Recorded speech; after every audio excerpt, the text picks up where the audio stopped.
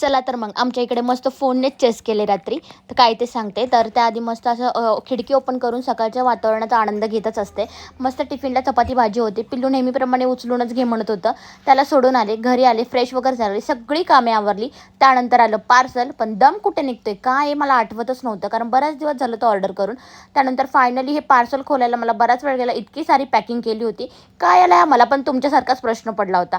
Open करते पण open व्हायला खूप सारा वेळ गेला. अरे हे मी काय मागवलं आणि खूप दिवस झालं मलाही आठवत नव्हते काय. फायनली ओपन झालं आणि त्यात आले मस्त असं, बघा ना तुम्ही किती छान फ्लॉवर पड.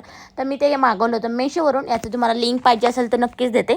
त्यानंतर आईंना आणायला बाजारात गेले, पण बाजारात त्यांना शोधेपर्यंत मी इकडे म्हटलं दक्षला टिफिन शोधावं स्टीलचा. तर काहीतरीच महाग सांगत होते.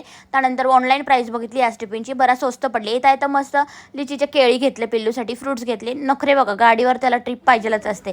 घरी आल्यानंतर सगळी कामे आवरली. आनंदबाईंचा फोन आला, त्यांनी मस्त सँडविच आणलं होतं. संध्याकाळी जेवणामध्ये गवारीची भाजी करावी म्हणून कशी केली सांगते. मस्त हिरवी मिरची आणि लसूण घेतलं फोडणीमध्ये, बाकी काही नाही, आणि हळद वगैरे टाकली. छान अशी गवारीची भाजी झाली. मस्त जेवण करून घेतलं.